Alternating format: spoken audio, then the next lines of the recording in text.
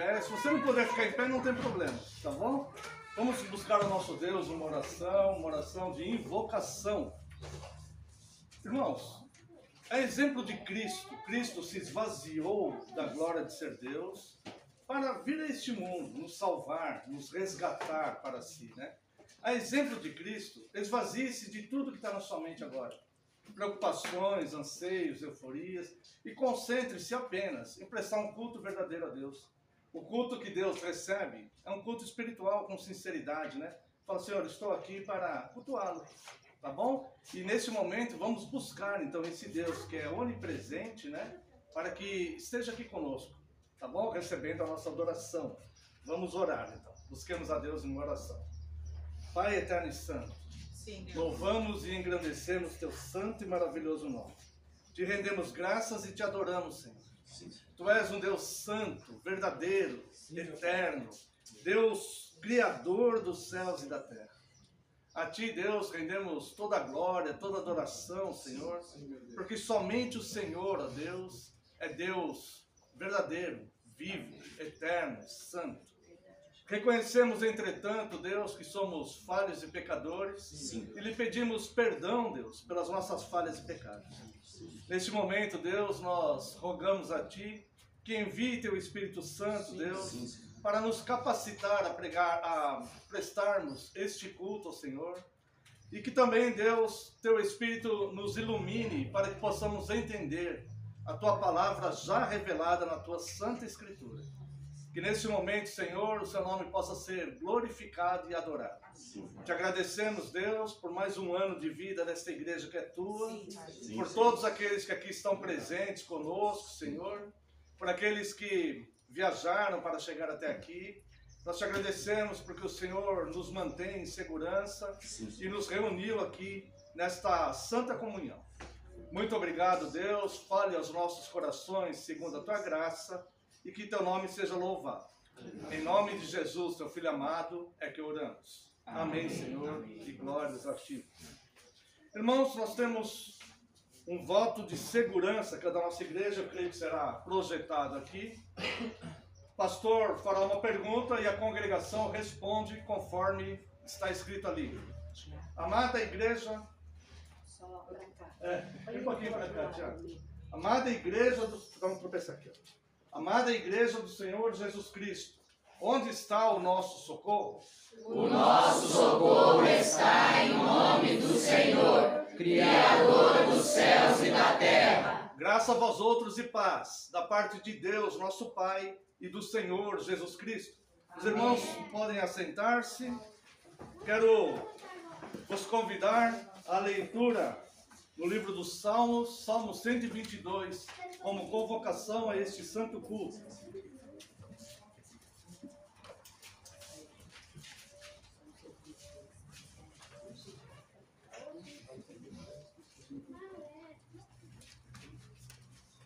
Salmo 122. Alegrei-me quando me disseram, vamos à casa do Senhor. Pararam os nossos pés junto às tuas portas, ó Jerusalém.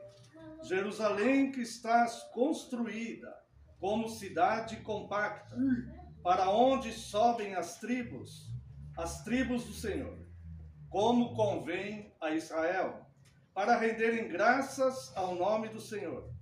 Lá estão os tronos de justiça, os tronos da casa de Davi.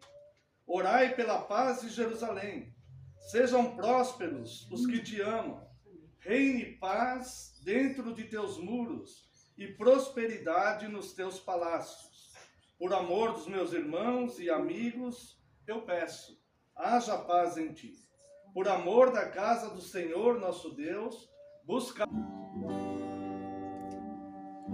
Alegrei-me quando me disseram, vamos à casa de Deus. Nossos pés pararam junto às portas, Deus portas Jerusalém, construída bem compacta, onde as tribos vão subir, pois convém a Israel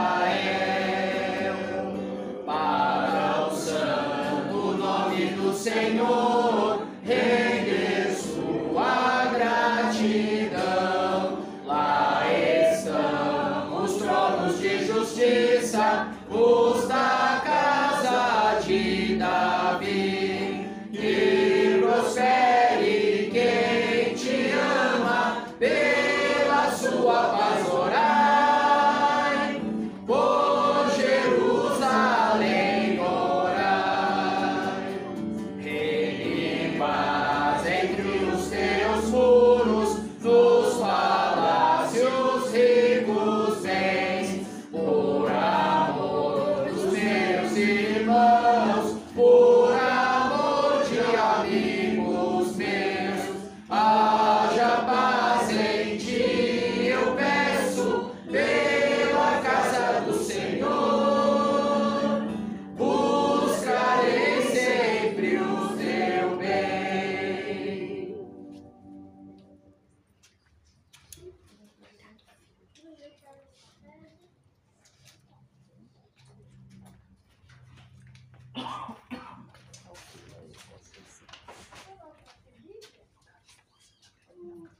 Convido ainda os amados irmãos para a leitura no livro do profeta Isaías, capítulo 53. Faremos uma leitura. Isaías, embora ele tenha vivido antes do nascimento, da encarnação de Cristo, ele, como um profeta do Senhor, ele profetizou sobre Cristo. Cristo é o centro de toda a Escritura. Cristo é o centro do universo, de toda a vida. Então, antes de Cristo, os profetas profetizavam a respeito de Cristo, E Isaías é considerado o maior profeta messiânico, porque talvez tenha sido o que mais profetizou a respeito de Cristo. E no capítulo do seu livro, capítulo 53, tudo que vai ser lido aqui se refere a Cristo. Então eu quero convidar os amados irmãos para a leitura deste capítulo magnífico da palavra de Deus, Isaías 53. Quem creu em nossa pregação e a quem foi revelado o braço do Senhor? Porque foi subindo como renovo perante ele e como raiz de uma terra seca. Não tinha aparência nem formosura. Olhámo-lo, mas nenhuma beleza havia que nos agradasse. Era desprezado e o mais rejeitado entre os homens, homem de dores e que sabe o que é padecer, e como um de quem os homens escondem o rosto, era desprezado, e dele não fizemos caso. Certamente ele tomou sobre si as nossas enfermidades e as nossas dores levou sobre si. E nós o reputávamos por aflito, ferido de Deus e oprimido. Mas ele foi traspassado pelas nossas transgressões e moído pelas nossas iniquidades. O castigo que nos traz a paz estava sobre ele, e pelas suas pisaduras fomos sarados. Todos nós andávamos desgarrados como ovelhas, cada um se desviava pelo caminho, mas o Senhor fez cair sobre ele a iniquidade de nós todos. Ele foi oprimido e humilhado, mas não abriu a boca.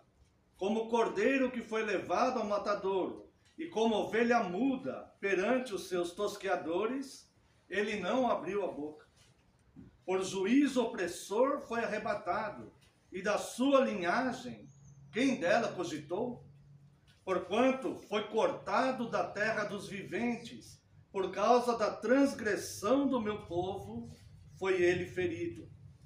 Designaram-lhe a sepultura com os perversos, mas com o rico esteve na sua morte, posto que nunca fez injustiça, nem dolo algum se achou em sua boca.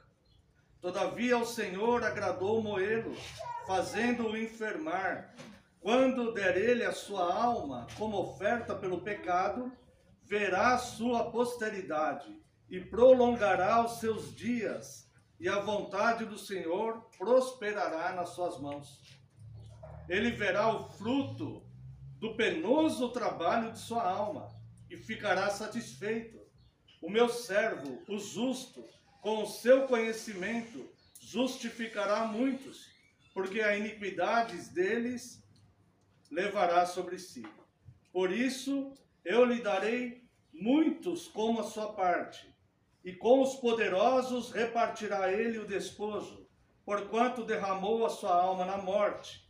Foi contado com os transgressores, contudo, levou sobre si o pecado de muitos, e pelos transgressores intercedeu. Amém. Note aqui no verso 5, ele foi traspassado pelas nossas transgressões, que é nossos pecados, nossos erros, e moído pelas nossas iniquidades, que é a continuidade dos nossos pecados e dos nossos erros.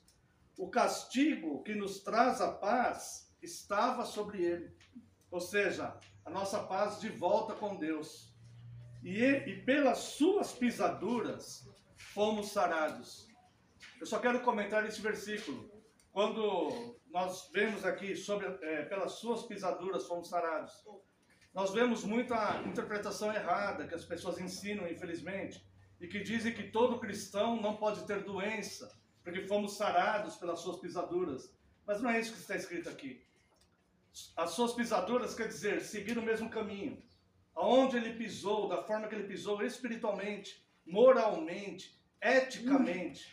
Nós tentarmos viver dessa forma moral, ética, e buscando a espiritualidade que ele nos ensinou, que é o nosso relacionamento com Deus. E ao seguir essas pisaduras, ao seguir este caminho, nós somos sarados da nossa enfermidade espiritual. Pois o homem, quando caiu, lá os nossos pais, no período da inocência, Adão e Eva, quando pecaram e caíram, toda a humanidade foi condenada naquilo, porque nós já nascemos pecadores. Então nós somos sarados apenas pelas pisaduras de Cristo, ou seja, o caminho que Ele nos ensinou, de forma espiritual, moral e ética. Então são os três elementos, né, que o cristão deve ter em mente. O nosso corpo, ele adoece, nosso corpo ele envelhece, nós morremos, né? Mas o que Cristo ensina aqui, o que Isaías ensina aqui sobre Cristo, é que por suas pisaduras, ou seja, por seguir o que ele ensinou, nós somos sarados do grande mal, que é a grande doença espiritual, que é o pecado. Neste momento, irmãos, com esse cenário em mente, quero convidar o Marcos, que está aqui, a Rebequinha, para louvarem com Isaías 53.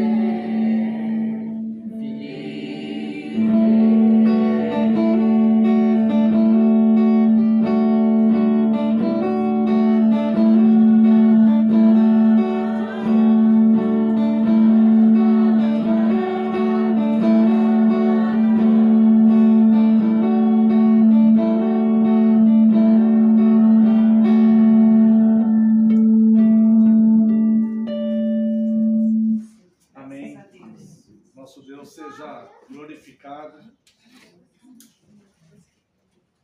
Irmãos, vale a pena uma consideração sobre Cristo, porque de um jeito ou de outro, um dia, nós estaremos diante dele. E ele é, de fato, o justo juiz. E que se deu com muito amor e muita misericórdia, por amor a cada um de nós. Por amor ao Tiago, né? Por amor a mim, que não sou melhor, né, do que o Tiago. Talvez seja muito pior. Mas mesmo assim, ele nos amou e se deu em nosso lugar. Amém? Que nosso Deus seja louvado. Irmãos, todos os cultos que pregamos, que fazemos, é para Deus. Amém. Mesmo quando falamos assim, olha, o culto de aniversário da igreja, né, o culto de celebração, disso, daquilo, o culto sempre é para Deus. Amém. E como ato deste culto, eu quero apresentar aos irmãos a nossa igreja, a Igreja Reformada Vida Plena, em Indaiatuba. E eu vou falar algumas características da igreja ao longo desses 17 anos. Mas isso que estarei falando é para a glória de Deus, porque nós temos consciência que se Deus não providenciasse esta graça sobre nós, nós não teríamos conseguido chegar até aqui. Se aqui chegamos em meio a muitas dificuldades, foi porque Ele nos manteve. Porque eu confesso aos irmãos que em muitos momentos eu pensei em desistir. Outros também, que fizeram parte, que fazem parte da liderança da nossa igreja, talvez tenham, em algum momento, enfraquecido, e depois o Senhor Deus revigorou. Então nós sabemos, nós podemos afirmar aos irmãos que a continuidade desse trabalho é porque Deus sustenta e mantém. Não depende de força humana. Então, é nesse sentido que eu quero apresentar a Igreja Reformada de Indaiatuba para os irmãos, Igreja Reformada Vida Plena. Essa igreja foi organizada no dia 12 de agosto de 2007, de um grupo de estudo que nós tínhamos na casa de dois irmãos, chamados Alexandre e Anelita.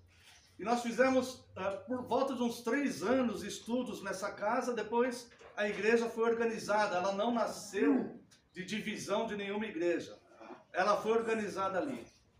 Nós temos 63 membros comungantes, 11 membros não comungantes. Durante esse período, 23 pessoas foram batizadas, 2 estão aguardando, foram batizadas e estão aguardando para fazer a profissão de fé. Atualmente existe a classe de novos membros, que chamamos de catecúmenos, com 4 membros, 4 alunos na classe de catecúmenos. Nós fizemos um trabalho junto à ATAV, que é a Associação Terapêutica Água Viva, que é uma clínica de dependentes químicos. Nós trabalhamos com eles por 4 anos, onde eu era pastor conselheiro lá. Toda segunda-feira pregava nessa clínica e a igreja se envolveu nesse trabalho. Então nós trazíamos esses dependentes químicos. Esta clínica fica atrás do aeroporto de Viracopos, num bairro chamado Friburgo. Nós íamos lá, pegávamos essas pessoas, tínhamos uma Kombi, né? Trazíamos, eles participavam dos cultos. Depois nós levávamos eles lá. Muitas vezes a igreja ia lá, nós fazíamos cultos ali, né? Para a honra e glória de Deus, várias pessoas ali acabaram se convertendo, não só dos internos, mas inclusive de parentes, né? E nós batizamos 2 internos que eles completaram, tiveram alta, se converteram, participavam de uma outra igreja lá em Campinas, né?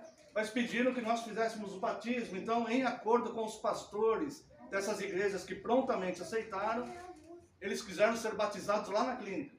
Então, me convidaram para fazer o batismo, nós fizemos o batismo deles lá. E esse trabalho perpetuou por 4 anos. Nós também tínhamos trabalhos regulares no Lar São Francisco, que é uma casa para aidéticos. E também o trabalho no Asilo 9 de Julho.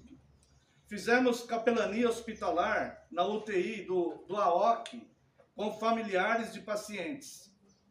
E a Câmara dos Vereadores de Indaiatuba fez uma menção de agradecimento à nossa igreja, que consta lá. Eles passaram uma carta, mas consta na ata da Câmara dos Vereadores de Indaiatuba, uma menção de agradecimento pelo trabalho feito por esta igreja na sociedade indaiatubana. Então, irmãos, oremos agradecendo a Deus, porque toda boa obra, essas obras que eu mencionei aqui, elas não são frutos da nossa bondade ou da nossa dedicação. Isto é o próprio Deus usando pecadores como instrumentos para abençoar pessoas. Eu quero convidar aqueles que puderem ver na carta aos Efésios, capítulo 2, veja a bondade e a grandeza de Deus em comissionar pessoas para fazer a sua obra no mundo. Efésios capítulo 2, versos 10.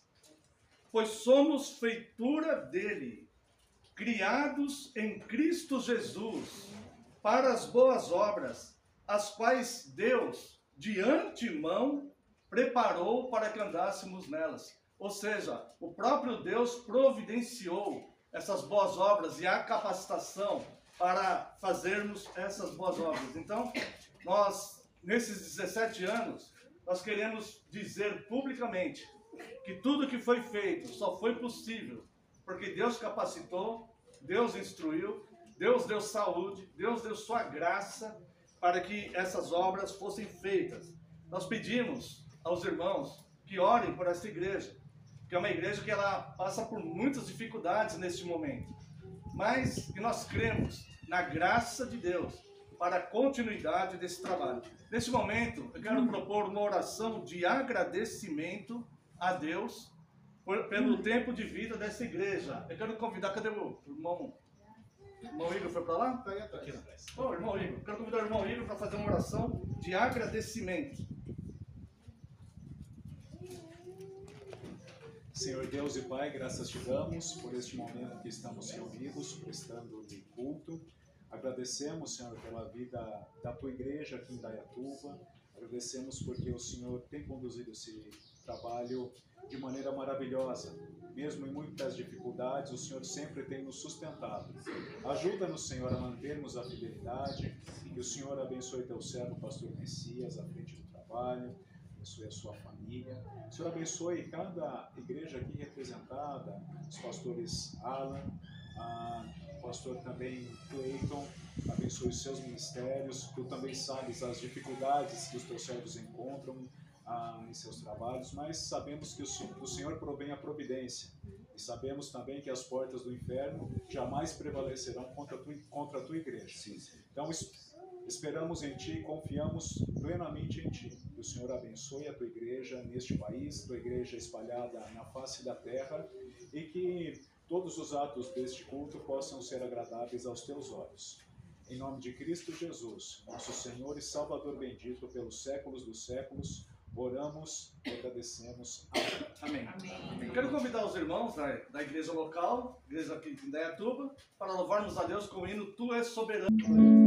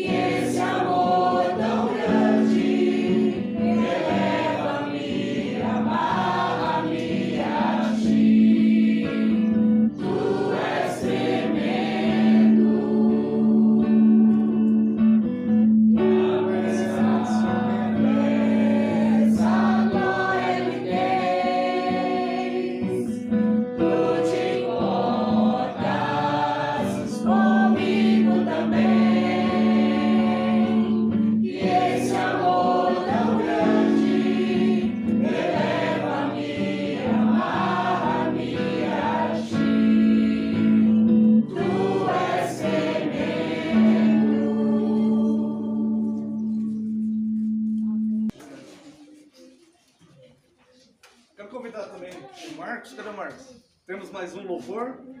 É o quebrantado. Quebrantado. Louvor quebrantado. Louvemos a Deus.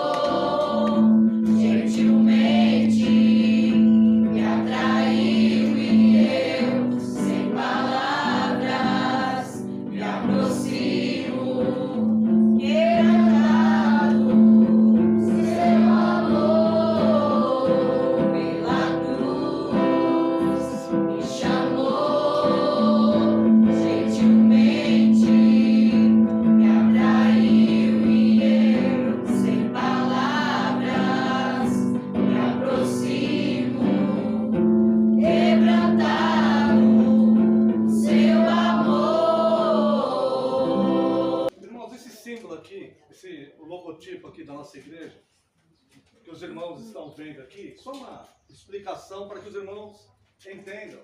Esse é um dos símbolos mais antigos do cristianismo. Dá uma puxadinha atrás. Obrigado, irmão. Vem aqui, aqui. Isso, obrigado, Tiago. Ó, esse aqui é um dos símbolos mais antigos do cristianismo e as igrejas reformadas em geral, elas têm esse logotipo. Significa esse X e esse que parece um P, são as duas letras do alfabeto grego, que são as iniciais do nome Cristo. Esse logotipo ele chama Ki-Ro. Esse X é a letra Ki e o P é a letra Ro, que é as iniciais do nome Cristo. E essas duas letras aqui, ó, o alfa e o ômega, que é a primeira e a última letra do alfabeto grego, porque Cristo, ele disse, eu sou o alfa e o ômega, o início e o fim. Ele é o princípio de todas as coisas. Nele vivemos e nele nos movemos e a ele voltaremos um dia. Que Deus abençoe a todos. Quero apresentar alguns irmãos que estão conosco aqui, as duas igrejas, né, que vieram apoiar o nosso trabalho. A igreja de Itapira está aqui conosco o pastor Alan. Muito obrigado, pastor, pela presença aqui. Infelizmente o presbítero Leonel não pôde vir, né, por uma questão de trabalho, mas o pastor Alan está aqui com a família, né, outros irmãos estão aqui conosco também. A igreja reformada de Itapira. Também a igreja presbiteriana reformada de Suzano, né, está aqui o pastor Cleiton, a irmã Eliana e também os demais irmãos que estão aqui conosco, tá? Mais tarde deve chegar aqui um presbítero da Igreja Presbiteriana do Brasil, o presbítero Hamilton, deve estar aqui conosco também dentro de poucos minutos. Oremos pela vida desses amados irmãos. Queremos convidar os irmãos de Suzano, da Igreja de Suzano, que estarão trazendo louvor. Bendigo a minha alma, o Senhor e tudo que há em mim. Bendigo é o teu santo nome, é Ele quem perdoa os pecados e sara toda a dor. Bendigo a minha alma, o Senhor e se recorde de todos os seus benefícios, pois é Ele quem redime a vida da perdição. É Ele quem enche a minha boca de adoração, renova minhas forças quando fraco estou, faz notórios seus caminhos desde a criação, e aos que o temem manifesta o seu eterno amor. Aleluia, louva minha alma ao Senhor, entoa-lhe espontâneo louvor, a oferta dos meus lábios. Aleluia, louva minha alma ao Senhor, entoa-lhe um puro louvor que nasce no meu coração. Bendigo a minha alma ao Senhor e tudo que há em mim. Bendigo é o teu santo nome, é Ele quem perdoa os pecados e sara toda a dor. Bendigo a minha alma ao Senhor e se recorde de todos os seus benefícios, pois é Ele quem redime a vida da perdição. É Ele quem enche a minha boca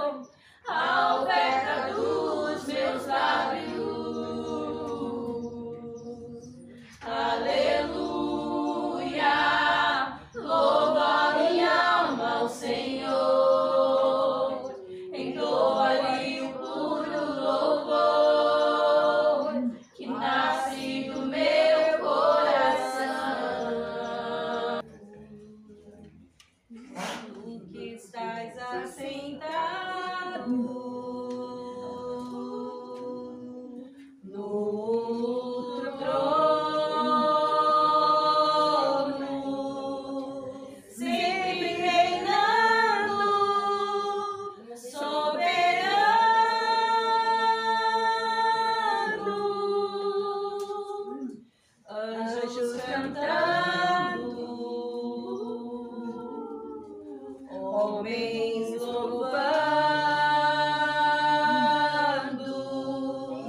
Deus reunido com seu povo, Alfa, Ômega,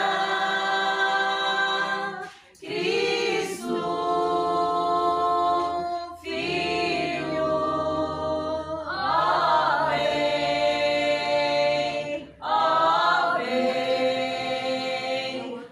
ó vem, Senhor Jesus.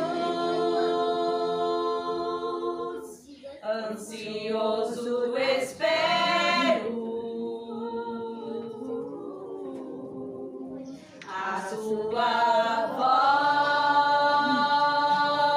volta, o grande dia em que tu virás. Então subiremos,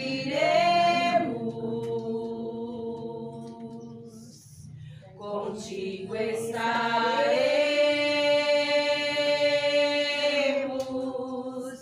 para todos sempre. Aleluia.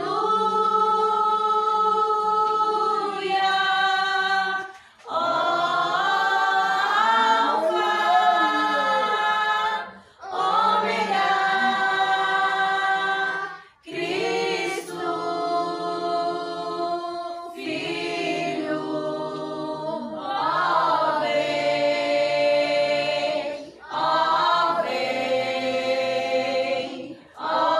vem, Senhor Jesus.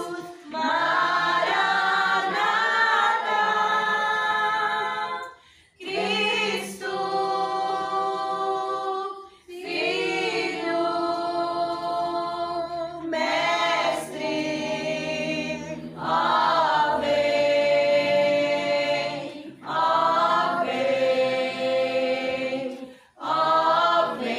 Senhor Jesus.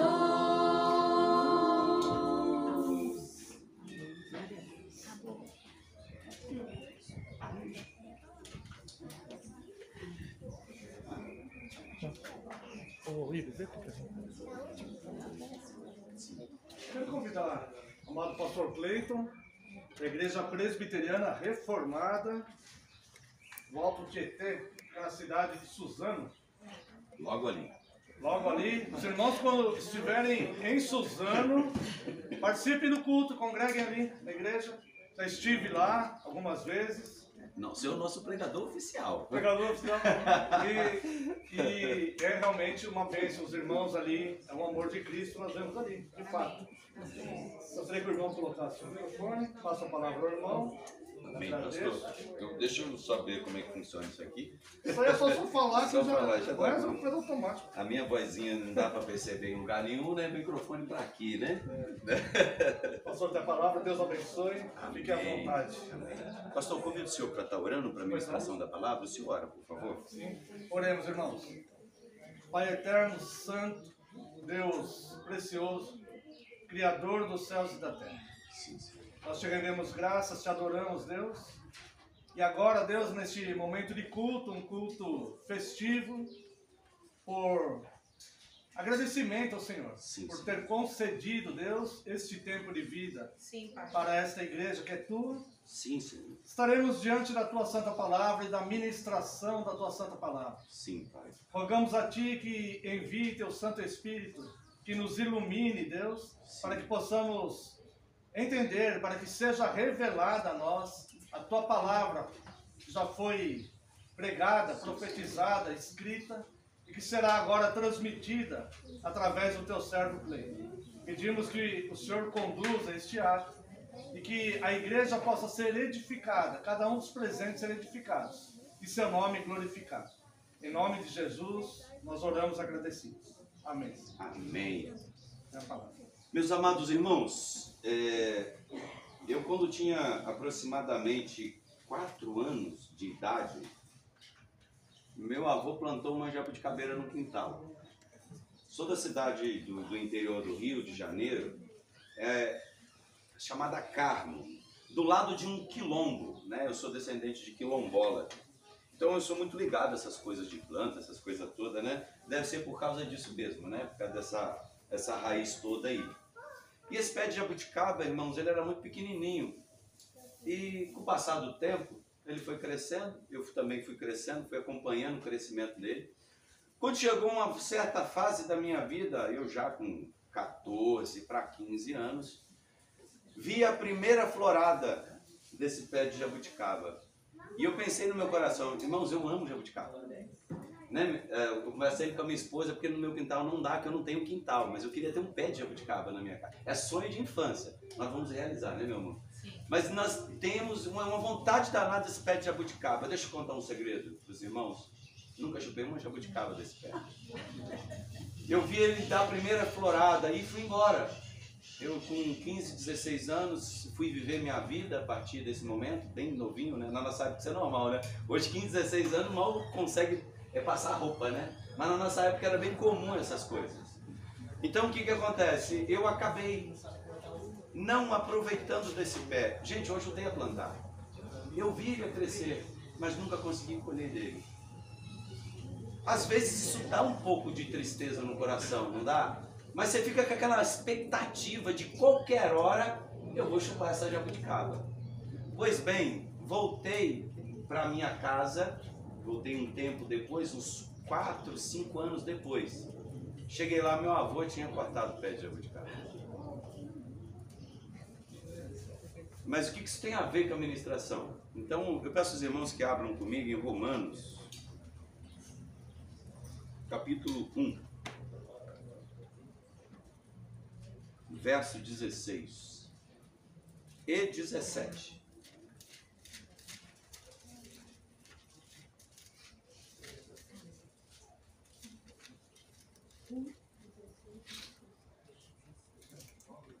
Os irmãos acharam? Assim que acharem, por favor, me digam amém, que eu queria que os irmãos pudessem me acompanhar nessa leitura. Irmãos, acompanhem comigo a leitura, por favor.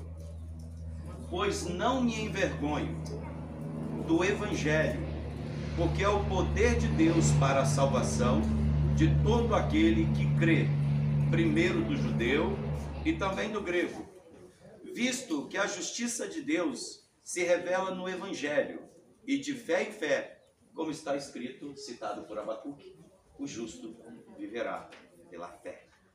Amém? Peço que os irmãos me acompanhem. Por que eu contei essa história da jabuticaba? Porque o Evangelho é a única coisa, se é assim que eu posso nominá-la, que nós apresentamos aos outros, que não tem origem em nós mesmos, mas ela é plantada nos outros e que muitas das vezes nós não colheremos o que foi plantado. Você tem tanta ansiedade por ver esse fruto produzir, mas é bem provável que você não vai colher desses frutos. Então, o Evangelho, sobre essa perspectiva, ele não só nos frustra, mas ele também mostra que ele é independente de nós e ele é além de nós. Quando nós consideramos que o Evangelho é nosso, quando nós consideramos que o nosso esforço pessoal vai ser o resultado final do curso, sinto muito te dizer, você não vai comer dessa jabuticaba. Então, todo o investimento que nós temos acerca do Evangelho, nós temos que ter a consciência que ele é poder de Deus. É por Deus, da parte de Deus, aquém de nós, longe de nós, mas que produz o fruto da vontade de Deus. Vocês percebem a dificuldade de conviver com o Evangelho? Vou apresentar mais uma dificuldade que nós temos com o Evangelho. Primeiro, nós achamos que o Evangelho ele é uma palavra de bênção.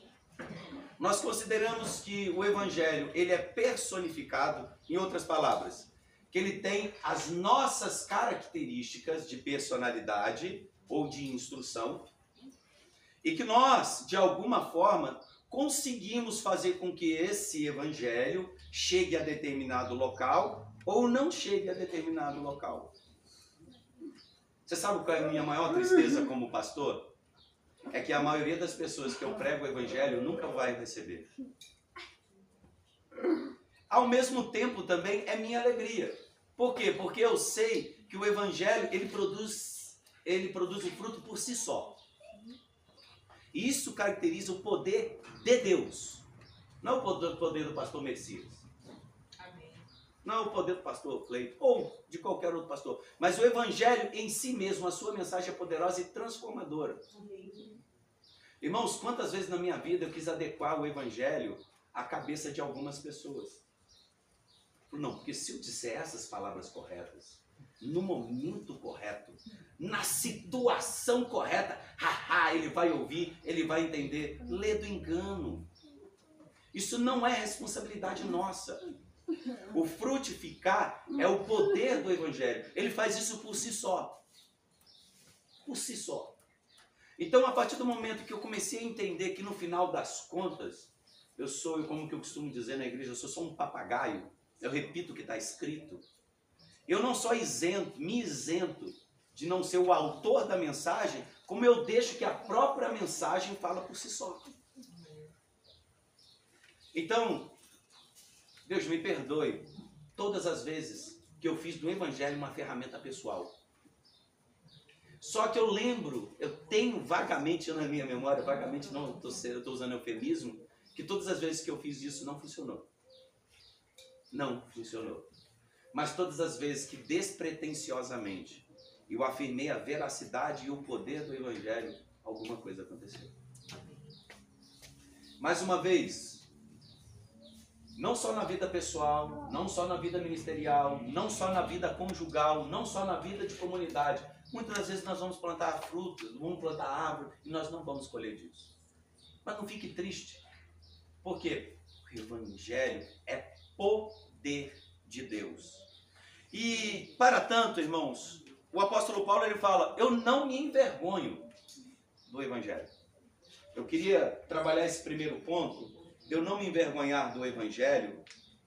Se a gente não se envergonha do evangelho, muito provavelmente é que a ideia do evangelho nos traz vergonha.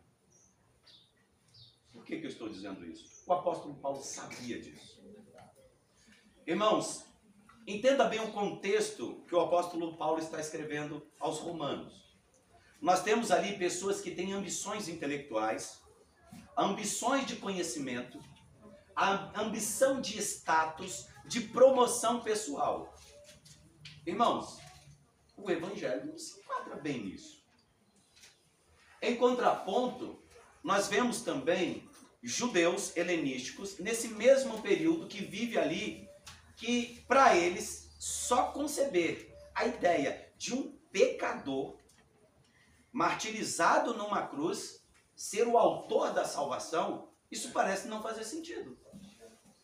Como assim? Eu vou me gloriar por um homem que morreu na cruz? Esse é o poder do evangelho. Falar que um justo, que não merecia a afronta que mereceu, como nós lemos no texto de Isaías 53, e mesmo assim ele admitiu essa desonra para si, só para que nos tornássemos justos. E a partir desse momento que o evangelho é pregado, e o milagre da ressurreição acontece através da conversão, nós nos tornamos pessoas totalmente diferentes. Porque antes, irmãos, nós não podíamos não pecar. Mas por causa do evangelho, agora nós podemos não pecar. Vou repetir de novo. Antes nós não podíamos não pecar. Porque todas as nossas obras eram boas. Aí, não, peraí. As minhas obras é boa, pastor. O que o senhor está falando? Eu faço caridade, eu faço isso, eu faço aquilo outro. As escrituras nos ensinam que até a colheita do ímpio é pecado para Deus. Por quê? Porque não glorifica o Senhor. Porque não dá honra e nem dignidade ao próprio Senhor. Então o evangelho, ele tem essa conotação de vergonha para aqueles que perecem, porque eles não entendem a verdade do evangelho. Que a verdade do evangelho se trata de um homem santo e justo morrendo por injustos. É disso que se trata o evangelho. É uma mensagem cruenta. Por que é cruenta? Porque alguém morreu, se esvaziou. Cristo, nessa quenose, nesse esvaziamento, mesmo ele sendo Deus, né, ele não teve como usurpação ser igual a Deus, antes aniquilou-se a si mesmo, tomando uma posição não de homem simplesmente, mas de servo, e sendo obediente até a morte de cruz. O evangelho, a primeira ideia que nós temos de evangelho é esvaziamento. Irmãos, me desculpe, não é uma crítica às outras igrejas que pensam diferente de nós. Mas os evangelhos que são pregados aqui, o apóstolo Paulo fala assim, eu não reconheço esse evangelho. Isso deve ser uma outra coisa. Porque um evangelho que não fala da cruz, não fala do sacrifício, não tem negação, não tem nenhuma relação com o evangelho. Porque a própria mensagem do evangelho se trata disso. Porque nós não nos envergonhamos. Porque alguém se fez vergonha em nosso lugar. Como nós lemos no texto de Isaías, ele falou assim, não tinha nenhuma razão, gente, para que nós olhássemos para ele e o desejássemos. O evangelho, ele é a caricatura de Cristo. Irmãos, os irmãos me perdoem, mas todas as vezes que o evangelho foi apresentado para mim, na minha juventude, antes do Senhor me chamar, eu virava para minha avó e falava assim, quero esse negócio para mim não. Não porque Jesus é assim, Jesus é assado, por causa disso, por causa daquilo. Você tem que entender que nós vamos sofrer afronta. Eu falo, pode ficar para a senhora. Esse evangelho eu não consigo entender. Não sei como é que pode algo tão vergonhoso salvar a minha vida. Eu sei que os jovens têm uma dificuldade hoje muito grande. Porque se você falar que é um cristão, provavelmente alguém vai rir de você. Irmãos, nós chegamos num período onde você ser fiel à sua esposa, amar seus filhos, respeitar as pessoas que estão à sua volta é vergonhoso. Por quê? Porque estão aplicando uma mensagem que é uma outra coisa, mas que não tem nenhuma relação com o evangelho. O apóstolo Paulo aqui ele tem um foco desses dois povos. Um que pede sinais e prodígios para que Cristo se revele, e um outro que busca conhecimento. Irmãos, eu vou ler aqui um texto de 1 Coríntios 1,18, ele fala assim, porque a palavra da cruz é loucura para os que perecem, mas para nós que somos salvos é poder de Deus. Porque está escrito, destruirei a sabedoria dos sábios, aniquilarei a inteligência dos inteligentes, e ele começa a desenvolver um solilóquio, ou seja, o apóstolo Paulo coloca um interlocutor na conversa para estimular o nosso pensamento acerca do que está acontecendo. E ele fala, onde está o sábio? Onde está o escriba? Onde está o inquiridor desse século? Porventura não tornou Deus louca a sabedoria deste mundo? Visto como na sabedoria de Deus o mundo não conheceu a Deus. Pela sua sabedoria, aprove Deus salvar os crentes pela loucura da pregação. Porque os judeus pedem sinais, os gregos buscam sabedoria, mas nós pregamos o Cristo crucificado, que é escândalo para os judeus e loucura para os gregos. Mas para os que são chamados, tanto os judeus como os gregos, lhes pregamos a Cristo, poder de Deus e sabedoria de Deus. Porque a loucura de Deus é mais sábia do que os homens, e a fraqueza de Deus é mais forte do que os homens. Essa que é a perspectiva do Evangelho. Ela é uma loucura para os que perecem. Eles não conseguem compreender como nós nos reunimos hoje em culto solene, mesmo que não seja no dia do Senhor, mas todo lugar que nos reunimos em nome do Senhor é uma solenidade. E aqui nós estamos falando de um evangelho que muitos aqui já conhecem, ou pelo menos ouviu falar. Eu não sei se é tempo de florada, eu não sei se vocês vão dar frutos, ou se alguém vai vir cortar. Mas seja qual o período que os irmãos estão vivendo, nós cremos na loucura da pregação. Irmãos, um evangelho que é só voltado pela intelectualidade, ele se torna mero formalismo. Um evangelho que só vive de experiências espirituais, isso é misticismo. O evangelho é cruz, é sacrifício.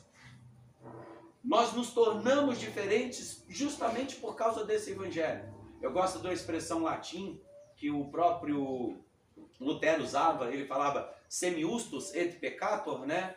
Nós nos tornamos agora simultaneamente justos e simultaneamente pecadores. Somos justos não por uma justiça produzida por nós mesmos, mas uma justiça produzida pelo Cristo, que morreu por nós. Pecadores ainda é por causa da nossa condição humana, mas gerando em nosso coração a esperança de vida eterna, quando o Senhor voltar para nós e nos redimir e nos glorificar. É disso que se trata o Evangelho.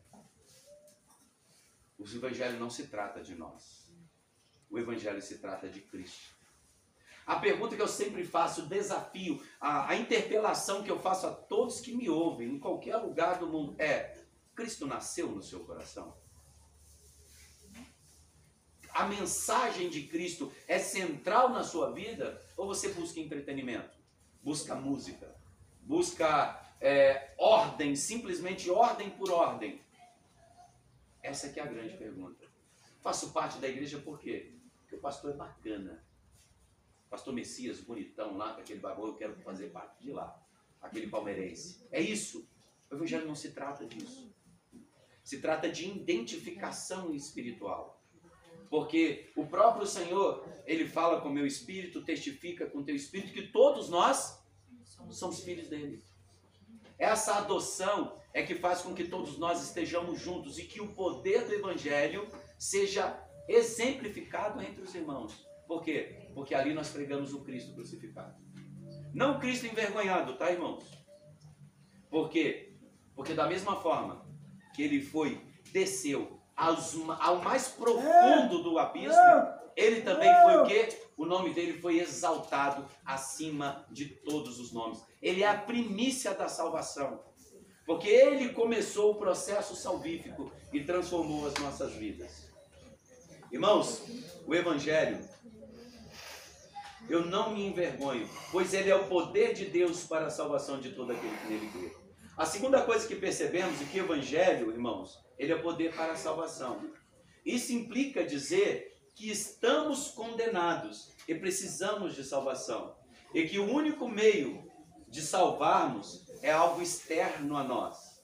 Algo que nós não temos, mas é dado para nós. Os irmãos entenderam o que eu acabei de dizer? A salvação, ela é algo externo a nós. Logo, nós não conseguimos produzir isso. Você sabe por quê?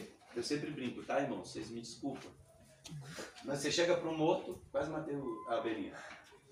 Você chega para um morto e oferece para ele cuscuz. Ele pode ser do Nordeste, ele não vai comer. Vocês percebem isso? Se oferecer uma feijoada, o defunto pode ser carioca, ele não vai comer. Por quê? Porque ele está morto. Para ele entender a vontade, primeiramente ele precisa o quê? Está vivo. É isso que o evangelho faz. Ele produz vida em nós. Então, irmãos, porque pela graça sois salvos, por meio da fé. Isso não vem de vós, é dom de Deus. Não vem de obras, para que ninguém se glorie. Porque somos feituras suas, criadas em Cristo Jesus, para as boas obras, as quais Deus preparou de antemão para que andássemos nela. Irmãos, entendam bem. Eu cheguei a um ponto de dificuldade quando eu comecei a entender o Evangelho. Ele me trouxe uma certa dificuldade. Que eu descobri que até os meus bons pensamentos não eram meus. Isso me deu assim um pouco de agitação. Porque o próprio Tiago, meio-irmão de Jesus Cristo, disse, porque todo bom pensamento e toda boa dádiva vem direto do céu, do Pai das luzes, onde não há sombra nem mudança de variação. Aí eu comecei a descobrir que tudo bom em mim não fazia parte de mim. Aí eu descobri que para eu ser bom, eu precisava da minha porção em Cristo, para que minha vida fosse transformada. É disso que se trata o poder do Evangelho.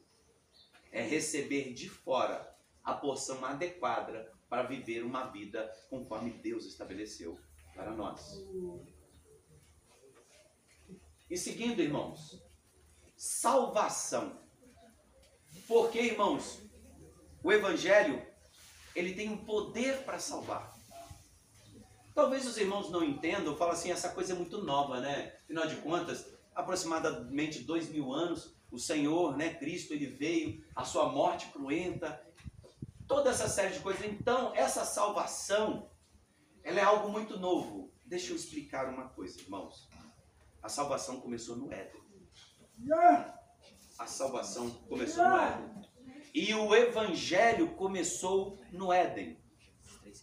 Nós chamamos, irmãos, como o irmão mesmo aqui diz, Gênesis 3, a partir do verso 15, logo depois da queda, irmãos, pasmem, Deus não foi pego de surpresa. Às vezes dá essa impressão, sabia? As pessoas quando falam da queda no Éden, falam assim, e agora a casa caiu, Deus, o que nós vamos ter que fazer? Aí Deus, e agora o que eu vou arrumar? Ah, peraí, já sei. Deixa eu arrumar um jeito aqui para salvar essa humanidade através de Adão e Eva. Isso nunca aconteceu. Você sabe por quê? Porque Cristo é o Cordeiro crucificado antes da fundação do mundo. A história da salvação começou juntamente com a história da criação. E aquilo que nós aqui, entre teólogos aí, a gente costuma chamar de proto-evangelho, nós vamos encontrar essas primeiras palavras no Éden. Logo depois que Adão pecou, deixando Eva pecar, quero deixar bem claro isso, tá? Tá bom? Porque Adão estava olhando Eva pecar. Adão estava olhando. O texto, se vocês lerem cuidadosamente, vocês vão perceber que Adão estava do lado e viu. Ele estava vendo tudo o que estava acontecendo. E logo depois que ela comeu, você precisou que não precisou nem convencer Adão. Só deu para Adão e Adão comeu. Sabe o que Adão estava fazendo? Vamos ver o que vai acontecer com Eva primeiro. Porque Deus tinha falado que ia morrer, né? Então vamos ver. Se ela comeu e não morreu, eu como também. Desculpa, irmãos, eu fazer essa conjectura, né? Mostrando que o texto é exatamente isso. Então toda vez que o homem aqui que quiser falar que a culpa é por causa de Eva, não é não, tá? Adão que foi permissivo. Assuma a sua postura como um homem e assuma a posição como um homem familiar. Como a estrutura da família, ensinando a sua mulher a viver em santidade. Tá bom? Porque ela foi convencida, mas primeiramente você que permitiu que isso acontecesse. Aí eu dando ela para coisa.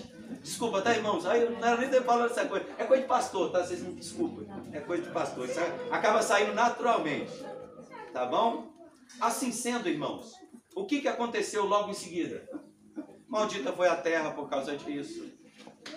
Houve uma destruição cósmica, uma deterioração da natureza e das coisas. Mas ao mesmo tempo, o Senhor disse assim, mas vai nascer de ti aquele que vai pisar a cabeça da serpente. E essa serpente vai ferir os pés dela. Ou seja, do ventre dessa mulher nasceria. Nós entendemos perfeitamente que isso aponta para o nosso Senhor e Salvador Jesus Cristo. E aponta para o Evangelho de salvação. Mas de onde o senhor está tirando isso? É muita inferência, pastor? Não, o texto que está dizendo isso. Quer que eu mostre? Os irmãos não leram, não prestaram atenção, mas está escrito lá. E Adão, depois dessa promessa que o Senhor ia redimir a humanidade através de Eva, Adão deu um nome para essa mulher de Eva, que até então ele não tinha esse nome. Ela não tinha esse nome. E qual é o nome da Eva? Vida. Porque o próprio texto vai explicar por que o nome de Eva é vida. Por quê? Porque ela que deu vida a todos os seres humanos. Ou seja, o Evangelho, irmãos, no mesmo momento que a queda, no mesmo momento que houve a queda e houve pecado, no mesmo tempo houve salvação através da pregação de Cristo. Através dali houve vida, houve Eva. E muitos podem pensar que os patriarcas não passaram por esse processo de contemplar o próprio Cristo. Aí nós lemos um texto, irmãos, que, olha, é muito interessante para mim, tá bom? É muito interessante para mim esse texto. Esse texto está em João 8,56. O Evangelho de João, no capítulo 8. Eu não sei se eu acabei separando esse texto, mas eu queria que os irmãos me acompanhassem. 8,56. Deixa eu pegar aqui, que minha Bíblia está meio tortinha aqui. Num diálogo em que há uma discussão a respeito de quem Cristo era e de qual era o seu ministério, Cristo ele respondeu assim, ó, antes que houvesse Abraão, eu era. Que eu vi Abraão. Ainda, em tom jocoso, os fariseus viraram assim, rapaz, esse menino não tem nem 50 anos e ele viu o pai Abraão. Esse homem deve estar delirando. E o próprio Jesus ali, a partir do verso 56, ele fala assim, ó, Abraão, vosso pai, alegrou-se por ver o meu dia, viu e regozijou-se. Perguntaram-lhe, pois, os judeus, ainda não tem 50 anos e vistes Abraão? Ele respondeu, em verdade vos digo, antes de Abraão eu existia, eu sou. Irmãos, eu sei que para nós reformados é muito tranquila essa mensagem que nós vamos dizer aqui agora. A salvação sempre foi por intermédio de Cristo. Ou seja, na sua promessa da sua vinda, ou na vivência da época em que ele esteve entre nós, ou na expectativa do retorno. A salvação sempre foi o Evangelho. O Evangelho é quem? A mensagem poderosa de Cristo. Ou seja, aquele que morreu por nós e está no meio de nós hoje. Irmãos, nós temos uma ideia muito errada do Evangelho, porque nós pensamos que o céu é um lugar idílico, né? Você vai viver lá no céu, você com as suas asinhas, com a harpinha, né? Tocando, bem helenístico mesmo, né? Parecendo lá, né? Os deuses romanos, né? Então não se trata disso. A salvação se trata de uma experiência pessoal e transformadora com Cristo. Porque, irmãos, nós já estamos salvos com Cristo. Nós já reinamos com Ele em Cristo. Só que aquilo que é corruptível se transformará em incorruptibilidade, para que nós sejamos semelhantes a Cristo. Atenção, a palavra semelhante aqui, que ela é notória através do Evangelho, semelhança não significa que você vai ser da mesma natureza, tá? Não significa que você vai ter a mesma igualdade, mas significa que você é feito à imagem daquele que te criou, ou seja, sem a queda. Sem a queda. É isso, esse é o propósito de Deus para nossas vidas. Que um dia Ele enxugará dos nossos olhos toda a lágrima. Não vai haver dor, não vai haver pranto, não vai haver nada disso. Sabe por quê? Porque essas coisas todas passaram. Mas, irmãos, o apóstolo Paulo nos convida para viver esse evangelho aqui, agora, sendo consolado pelo Cristo, deixando que Ele enxugue as suas lágrimas, deixando que Ele cure as suas dores. O que é o corpo, irmãos? O corpo não é nada. Se nós vivemos 100 anos aqui na terra, com saúde, vigor, aproveitando das melhores coisas do mundo, e se nós morrermos e formos para o inferno, que valeu esses 100 anos diante da eternidade? A minha esperança, a nossa esperança, é que quando Cristo voltar, Ele será perfeito. Nós seremos perfeitos. Essa é a nossa expectativa. É isso que o Evangelho propõe. Por causa desse sacrifício, Ele vai redimir toda a terra. Não vai haver queda. E a própria natureza anseia. Irmãos, e continuamos. Porque nesse Evangelho se descobre a justiça de Deus de fé em fé. Como está escrito, o justo viverá pela fé. Ué, mas não está falando que o Evangelho é poder de Deus para salvar? Por que a fé está escrito? Irmãos, aqui nós encontramos a fé aqui nos moldes de um antônimo à lei. O que isso significa? Aqui o apóstolo Paulo apresenta a fé, que é esse fenômeno do poder do Evangelho, esse poder transformador, e a lei, que ela é uma maquiadora do nosso mau caráter. Nossa, foi forte agora, né? Calma aí, eu gostaria de ir mais devagar, mas acho que eu tenho algumas dificuldades com isso. Tá? Vamos lá, eu não sou muito assim. Mas vamos tentar explicar isso. Porque a obediência a uma lei, a critérios, seja eles ascéticos, seja eles alimentares, seja eles de exercícios espirituais, por si só, produz em nós um senso de justiça. Produz em nós um ensimesmar de nós mesmos. Produz em nós uma ideia que nós estamos numa classe tão superior que essesvis mortais nunca chegarão aos nossos pés. A exemplo disso, Cristo contando em uma narrativa, é lógico que quando ele contava uma parábola, eram elementos do próprio meio em que ele vivia, e ele usava desses elementos como instrução, como algo pedagógico. E o que ele disse? Ele falou assim, ó, desceu 2, subiu 2 para orar. Um era fariseu e o outro era publicano. E ao orar, ele dizia mais ou menos assim, oh Deus, muito obrigado. E afinal de contas, eu não sou igual a isso aí, né? Rapaz, eu estou no outro estilo. Eu sou o alecrim dourado que nasceu no campo sem semear. Eu estou aqui nesse nível. Graças a Deus por eu não ser igualzinho a esse cara aí. E ao mesmo tempo, é lógico, eu estou parafraseando para que nós entendamos bem aquilo que eu estou dizendo. E aí nesse mesmo momento tem esse homem que nem sequer consegue levar o rosto diante de Deus.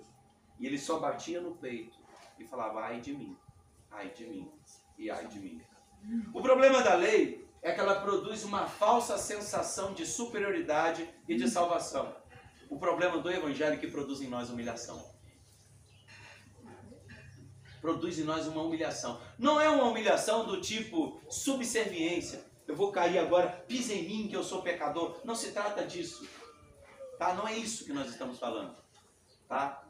Quando o Evangelho trata conosco, ele nos mostra a igualdade. Irmãos, na escola de catequética, né, que tem uma irmã que ajuda a gente nos catecismos, visitando no lar, fui conversar com uma pessoa que está passando por essa fase, né, da catequese, e eu tentei explicar para ela que ela não era boa. Ela, não, pastor, eu sou boa sim. Lógico que eu sou boa, pastor. Eu faço coisas boas, não desejo ódio para ninguém. Ela passou por uma experiência horrível, né, perdeu um filho assassinado. E ela falou, eu não condeno nem essa pessoa, porque eu sei quem meu filho é. Eu não tenho nenhum ódio de quem matou meu filho. Eu fiquei olhando. Falei, então você era boa mesmo. Ela é, não, é porque, é isso mesmo, eu sou boa. Eu falei, irmã, porque fulano faz isso, porque fulano faz aquilo, porque fulano faz aquilo. Eu falei, então, irmã, sabe qual que é o problema disso? É que naquele dia a senhora não vai ser comparada com essas pessoas. Você vai ser comparado com Cristo. Medida e estatura de varão perfeito. A pergunta que eu faço para todos aqui: quem aqui pode chegar próximo do que Cristo é? Mas vai chegar naquele dia, nós vamos ser comparados com Ele. Deus Pai Todo-Poderoso vai dizer, agora vamos fazer uma comparação aqui. Vou trazer Cristo. Todos que estão aqui, que é igual ao meu filho, entra para o reino eterno. O que ia acontecer, irmãos?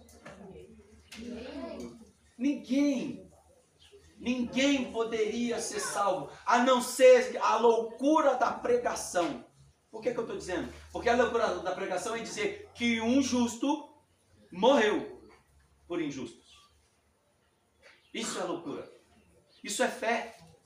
Porque agora nós não obedecemos mais esses critérios que nos tornam pessoas soberbas. Agora nós obedecemos um critério simples. Se o sangue de Cristo não for aspergido sobre mim, é impossível que eu alcance a salvação. Irmãos, a Bíblia funciona por símbolos. Tá? Por símbolos de fé. Principalmente o Antigo Testamento. No dia que o Senhor falou, eu vou visitar com espírito de morte. Esse apocalipse que aconteceu em Êxodo 17 ali. Esse apocalipse. É a mesma imagem apocalíptica. Ele falou assim, ó, vai ter um cordeiro. Vocês sacrificam ele. E quando eu passar o sangue nos umbrais da porta, o Espírito de Deus não vai entrar nessa casa. Por quê? Porque ele vai passar por cima. Ou seja, a Páscoa, que é a representação da nossa ceia. O sangue de Cristo. Então, irmãos, o Evangelho, a loucura da pregação, se trata disso. De um justo que se fez injusto para que nós alcançássemos a salvação. E o apóstolo Paulo fala, é evidente que pela lei ninguém será justificado diante de Deus, porque o justo viverá pela fé. E a fé é essa, um evangelho poderoso, que anuncia a humilhação do Filho de Deus, mas ao mesmo tempo anuncia a exaltação de um pecador que encontrou descanso nas mensagens e no evangelho de Cristo. Por isso, irmãos, que eu não me envergonho do evangelho de Jesus Cristo, porque ele é salvação para todo aquele que nele crê. E nos faz com que vivamos de fé em fé. Porque como está escrito em Abacuque, o apóstolo Paulo repete-se em Hebreus, enfim, o justo viverá pela fé. Peço à igreja que se coloque de pé, agradecer esse momento da ministração da palavra, onde o Senhor, ele nos confronta, nos adverte, nos admoesta e ao mesmo tempo nos torna livre pelo teu amor e pela tua santa e bendita misericórdia. Pai Santo, Pai bendito, diante, Senhor Jesus, de tudo que foi exposto aqui, meu Pai, eu apresento, Senhor, a alma de cada um que aqui está, que o Senhor já começou essa boa obra, e eu sei que o Senhor é fiel para terminar. Sim. Tudo quanto isso que foi aplicado, Senhor, que isso seja revigorado em nossos corações, e que nossas perspectivas, Senhor, não sejam tão limitadas quanto a nossa natureza pecaminosa e caída. Pai, que a divisão de mente, que as preocupações não venham tirar, Senhor, essa semente produzida no coração de cada um de nós. Sim. Ajuda-nos, Senhor, a entender a mensagem poderosa do Teu Evangelho. Ajuda-nos, Senhor Jesus, a viver mesmo quando as provações vêm e as decepções recaem sobre nossas mentes e nossos corações. Vivifica o nosso espírito a cada dia, para que sejamos firmes em nossa caminhada do Teu Evangelho. Pai, nós somos gratos por tudo, nos méritos do nosso Senhor e Salvador, Jesus Cristo. Amém. A igreja vai responder com um louvor? Amém? Passo a palavra para o nosso pastor Messias. Amém. Resposta ao sermão. Os irmãos podem sentar-se? Resposta ao sermão, a Igreja Reformada Vida Plena. O cântico Vasos Quebrados.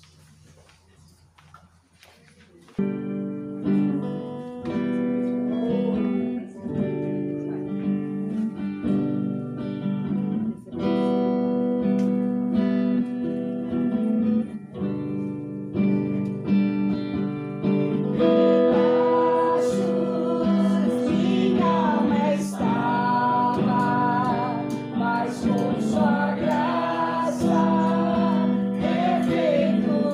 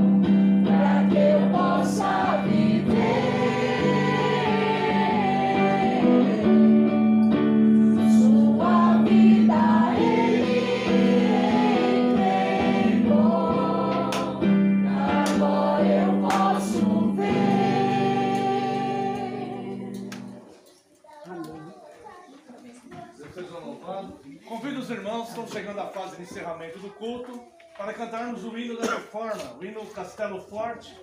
Este hino, irmãos, foi composto por Lutero no momento de grande tribulação que os reformadores começaram a passar após o início do movimento da Reforma. Louvemos a Deus. Ele escreveu isto, com certeza, com seu espírito quebrantado diante de Deus, mesmo sabendo que poderia morrer e sua família morrer pela reforma que havia iniciado. Ele demonstra então a sua fé neste Deus verdadeiro que foi pregado hoje aqui. Este Cristo, ele não se envergonhou do poder de Deus, do Evangelho, porque ele é, de fato, o poder de Deus, como está escrito: o justo viverá pela fé.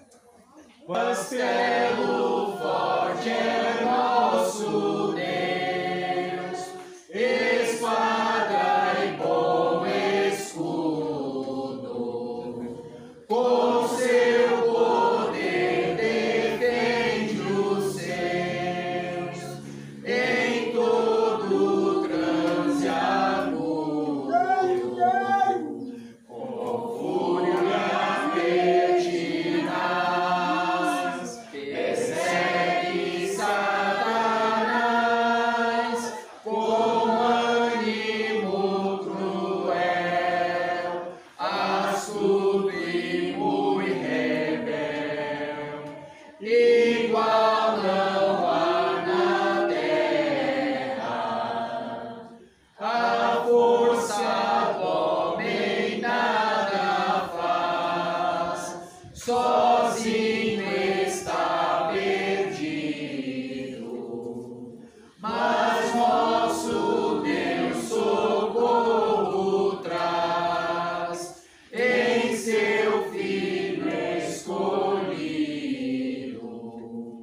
Sabeis quem é Jesus, o que venceu na cruz, Senhor dos altos céus, e sendo o próprio Deus, triunfa na batalha. Se nos quisessem devorar, demônios não contados, não poderiam derrotar, nem ver-nos assustados. O príncipe do mal, com seu plano infernal, já condenado está, vencido cairá, por uma só palavra de Deus o Verbo ficará.